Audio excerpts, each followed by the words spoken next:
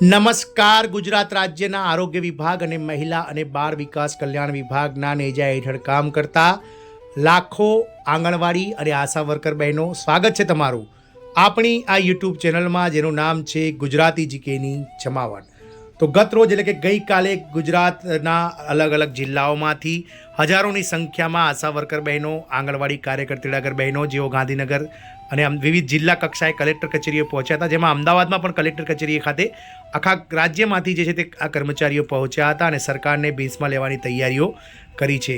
આ કર્મચારીઓની મુખ્ય માંગણી છે માનદ વેતનમાં વધારો, તેમજ તેમને રાજ્ય સરકારના કર્મચારી જાહેર કરવા, તેમજ જે વિવિધ લાભો જે અટકાવવામાં આવ્યા છે તે લાભો જે છે તે તાત્કાલિક રિલીઝ કરવા વગેરે જેવા અનેક જે છે તે માંગણીઓ સાથે આ કર્મચારીઓએ હલ્લાબોલ કર્યું હતું. ત્યારે આજ રોજ તાત્કાલિક મુખ્યમંત્રી શ્રી ભૂપેન્દ્રભાઈ પટેલની અધ્યક્ષતામાં એક મહત્વપૂર્ણ કેબિનેટ બેઠકનું આયોજન કરવામાં આવી રહ્યું છે. તો આજે સાંજે 7 વાગે જે છે તે સીએમની અધ્યક્ષતામાં સીએમઓ ઓફિસ ખાતે એક કેબિનેટ બેઠક મળવાની છે, જેમાં આ વિવિધ મુદ્દાઓ જે ગુજરાતમાં હાલમાં ચર્ચાના ચકડોળે છે, જેમાં પડતર પ્રશ્નોને લઈ અને જે આંગણવાડી કાર્યકર બહેનો, તેડાગર બહેનો તેમજ આશા વર્કર બહેનો જેઓ રણે ચડ્યા છે તેમના લઈ અને મિત્રો જે છે તે એક ગુડ ન્યૂઝ જે છે તે આ કેબિનેટ બેઠકમાં આવી શકે છે. તો આજે ગાંધીનગરમાં સીએમ શ્રી ભૂપેન્દ્રભાઈ પટેલની અધ્યક્ષતામાં મળનારી કેબિનેટ બેઠકમાં કહી શકાય કે આંગણવાડી કર્મચારી, આશા વર્કર બહેનોના આંદોલન મુદ્દે, મગફળી ખરીદીથી લઈ સુભાષ બ્રિજ અને વાઇબ્રન્ટ સમિટ જે આવનારી જાન્યુઆરી મહિનામાં યોજાનાર છે તેના મુદ્દાઓ પર ચર્ચા થઈ શકે છે. તો જાણીશું વિડીયોમાં વિગતવાર ચર્ચા કે સરકાર શું નિર્ણય લઈ શકે છે અને શું બહેનોને આગામી ટાઈમમાં જે છે તે પગાર વધારો મળી શકે છે કે નહીં, તેને લઈને વિડીયોમાં વિગતવાર ચર્ચા કરીએ.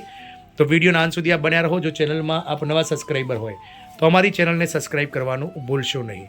તો સરકારની ઉદાસીનતા સામે આંગણવાડી કર્મચારી બહેનો અને આશા વર્કર બહેનો હવે જંગે ચડ્યા છે. આપ સૌ જાણો છો તે પ્રમાણે ડિવિઝન બેન્ચ ગુજરાત હાઈકોર્ટ દ્વારા ગત 20 ઓગસ્ટે આંગણવાડી કર્મચારીઓના કાર્યકરોને 24,800 અને તેડાગર બહેનોને 20,300 રૂપિયા માનદ વેતન કરી આપવાને લઈ અનેક મહત્વપૂર્ણ ચુકાદો આપવામાં આવ્યો હતો.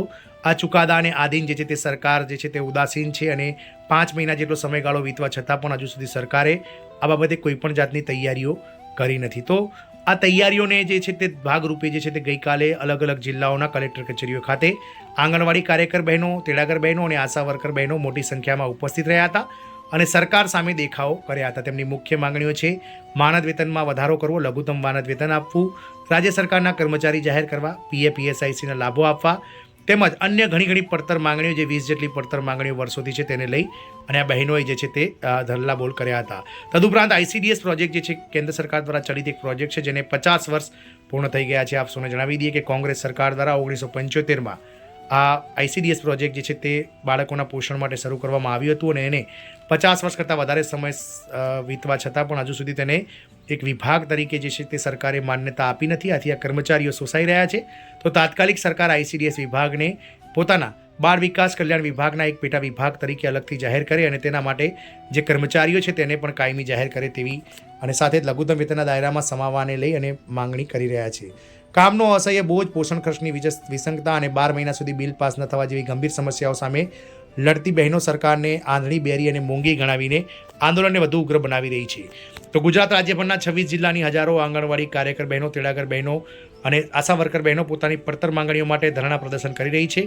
આંદોલનનું મુખ્ય કારણ છે, આપણે અગાઉ વાત કરી તે પ્રમાણે, ગુજરાત હાઈકોર્ટ ડિવિઝન બેન્ચનો જે ચુકાદો છે તે પ્રમાણે બંને જે સંવર્ગો છે તેમને 14,800 રૂપિયા હાલના માનદ વેતનમાં વધારો કરી આપવાની મુખ્ય માંગણી છે. આંગણવાડી કાર્યકરોની મુખ્ય માંગણી છે કે તેમને લઘુત્તમ વેતનના દાયરામાં સમાવેશ ન થાય ત્યાં સુધી તેમને મિનિમમ વેજીસ મુજબ ચૂકવણું કરવામાં આવે. આ બહેનો આરોપ લગાવી રહી છે કે સરકાર લોકશાહીના મૂલ્યોની વિરુદ્ધ તાનાશાહી ચલાવી રહી છે, કારણ કે તેમને વિરોધ પ્રદર્શનની મંજૂરી પણ મળતી નથી. આંદોલનકારી બહેનોએ ચેતવણી આપી છે કે જો તેમની માંગણીઓ સ્વીકારવામાં નહીં આવે તો તેઓ તેનાથી પણ વધારે ઉગ્ર આંદોલન કરવા તૈયાર છે.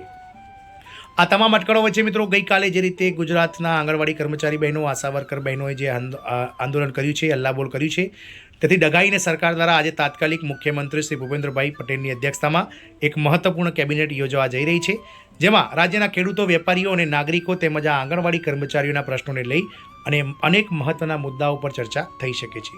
ટેકાના ભાવથી મગફળીની ખરીદી હોય, હાલની પરિસ્થિતિ અને પ્રક્રિયા વિસ્તૃત સમીક્ષા બેઠકમાં મુખ્ય એજન્ડા રહેશે.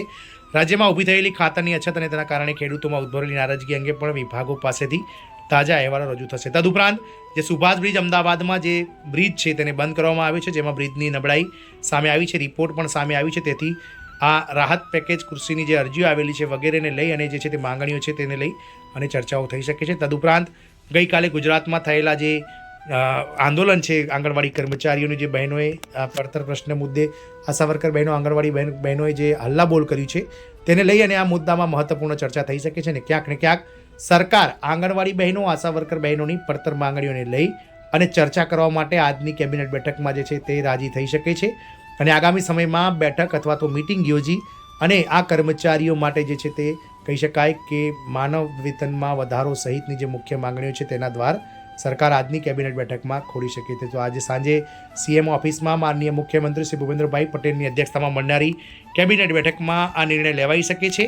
અને જે લાખો આંગણવાડી કર્મચારી, આશા વર્કર બહેનો છે તેમની વિવિધ જે પડતર માંગણીઓ છેલ્લા 2 દાયકાથી તેઓ કરી રહ્યા છે તેને લઈને આજની બેઠકમાં ક્યાંક ને ક્યાંક સચોટ કહી શકાય કે નિર્ણય આવી શકે છે. જોવાનું એ રહેશે કે સરકાર આ કર્મચારીઓની જે છે તે રાવ સાંભળે છે કે પછી આ કર્મચારીઓને વારંવાર જે હડતાલો કરવી પડે છે તેવી હડતાલો ચાલુ રાખવી પડે છે.